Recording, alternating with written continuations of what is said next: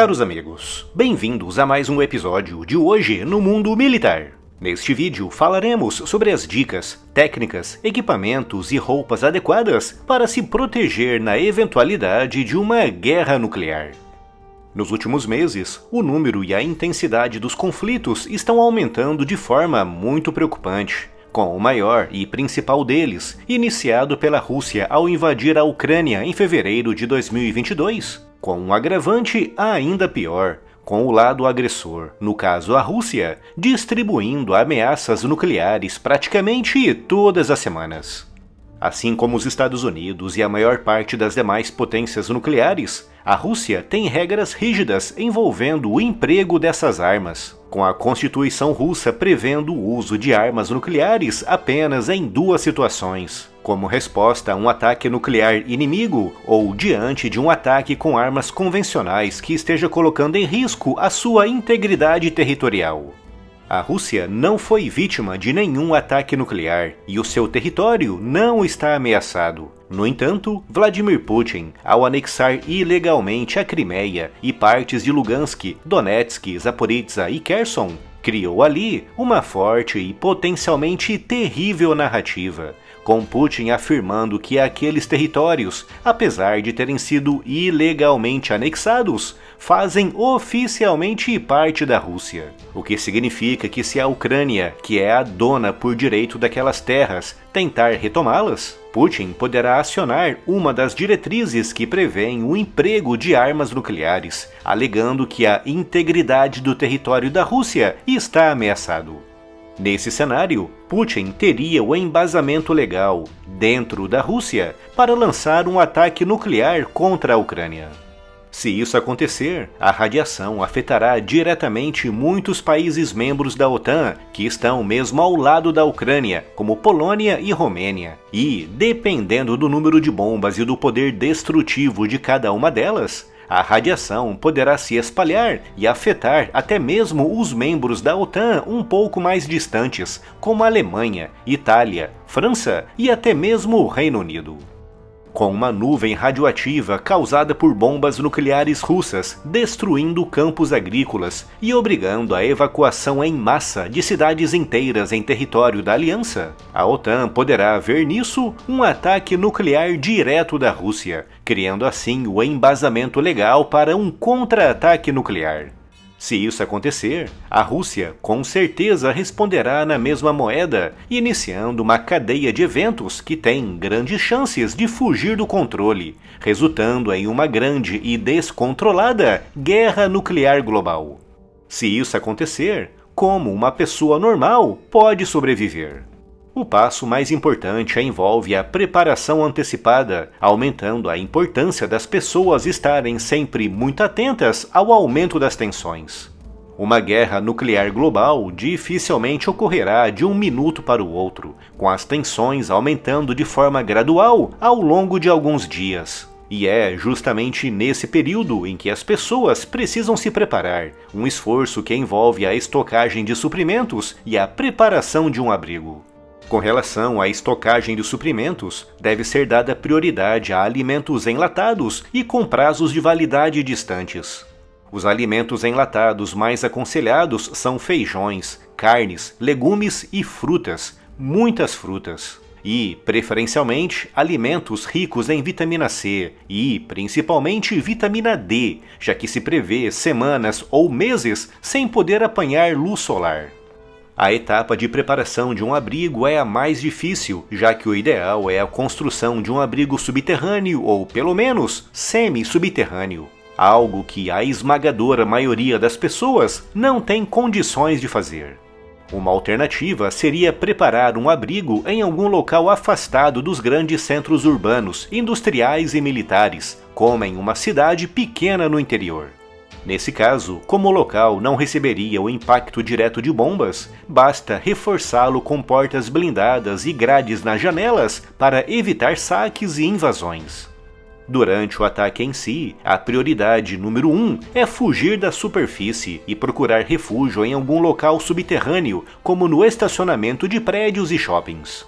Dependendo da potência da bomba, tudo que estiver em um raio de até 3 ou 4 quilômetros poderá ser instantaneamente incinerado, com tudo que estiver em um raio de até 10 quilômetros, podendo ser varrido pela onda de choque, por isso é importante não estar à superfície. Após a explosão, é importante não se expor à superfície nas primeiras 24 ou 48 horas, pois é nesse período onde os detritos radioativos estarão caindo em maior intensidade.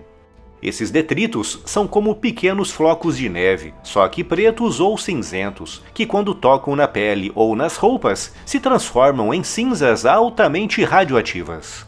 O contato direto com essa radiação pode ser fatal, mesmo que seja por apenas poucos minutos. Por isso, nos primeiros dias após as explosões, recomenda-se saídas muito breves do abrigo, começando por períodos de apenas 10 ou 15 minutos na primeira semana, podendo chegar a 1 ou 2 horas após as primeiras 3 ou 4 semanas. Mas sempre usando máscaras, de preferência aquelas com filtros industriais. E roupas muito grossas cobrindo toda a pele e, por cima disso, roupas descartáveis que não poderão ser levadas para o interior do abrigo. E por falar em roupas, quero deixar aqui uma dica muito bacana. Começou a Black November na Insider, uma época especial com os melhores preços do ano e que com o cupom que aparece aqui na tela, pode chegar até aos 40% de desconto. É uma promoção válida por tempo muito limitado, apenas durante o mês de novembro e pelo período de vigência da Black Friday. Por isso, corra e aproveite também o frete grátis para qualquer compra no Brasil. A Insider é uma marca de roupas feitas com tecnologia de ponta no tecido, incluindo materiais com regulação térmica que eliminam o suor, mantendo a temperatura do corpo estável. Criados com base na tecnologia PCM Outlast, desenvolvida pela NASA, capaz de absorver, armazenar e liberar calor na medida certa, reduzindo pela metade o suor e o superaquecimento. Imaginem um tecido como esse nos desertos quentes do norte da África ou nas florestas úmidas do sudeste asiático. Outra grande inovação da Insider são os materiais hidrorrepelentes que suportam até 80 lavagens e que, ao contrário dos impermeáveis, são respiráveis.